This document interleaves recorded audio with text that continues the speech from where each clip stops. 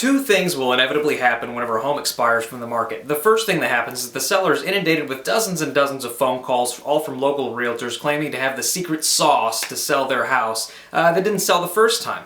The second thing that happens is that the seller will think, well, what am I going to do now? Should I go back and hire the same agent? Should I select a different agent? How do I go about that? Who's the most qualified?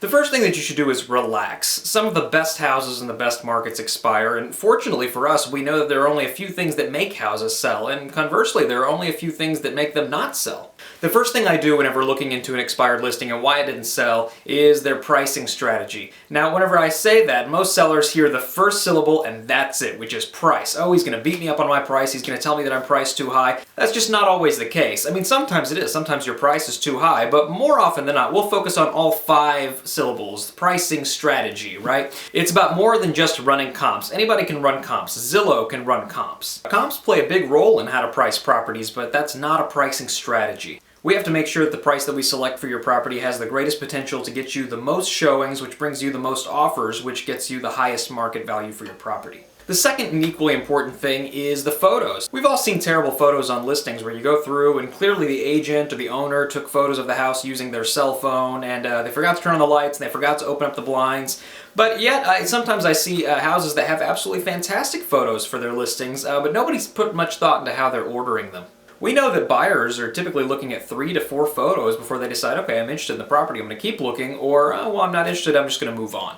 So whenever I see listings, and the first photo is the front of the house, and the second photo is, oh, what do you know, it's the front of the house, and the third photo is, oh, it's also the front of the house. I mean, make no mistake, curb appeal is really, really important, but, if I go through 5, 6, 7, 8 photos and I'm still not in the house, I'm probably going to lose interest. The third thing is the property description. One of the things that's so difficult about this business is that so much of it is science, and yet just as much of it is psychology. The property description is where we actually have an opportunity to express some emotion. Whenever I look through the MLS listing, or even on Realtor.com or Zillow, you have to scroll through a whole lot of text about the property before you get to the property description. Things like the amount of bedrooms and bathrooms, the amount of square footage, the acreage, all this good stuff. And so sometimes it gets a little bit irritating whenever I scroll through all that, I get to the property description and it says something like, beautiful 4-bedroom, 3-bathroom home on this much acreage. Like, yeah, I already know that. I scrolled through a whole bunch of information to get to that. What we have to remember is that logic makes us think, but emotions make us act. So, it might be a really logical choice for a buyer.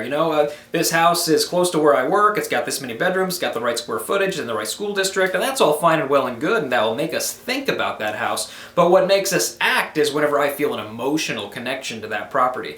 Anytime I list a house, I give my seller a sheet that says, the 5 or 10 things that I love most about my property, and I make them fill it out. The reason I do that is because whenever I look at my property description, I want to include that stuff in there. I want to know, what do people love about living here? That's the real secret sauce about getting more showings. There is immense value to having a realtor or real estate professional who really understands the science of how these listings work. Here at Wheelhouse Realty, we get this stuff at a very, very high level. If we can help you or someone you know, please call us today to get the home field advantage that you deserve. Wheelhouse Realty, getting you home.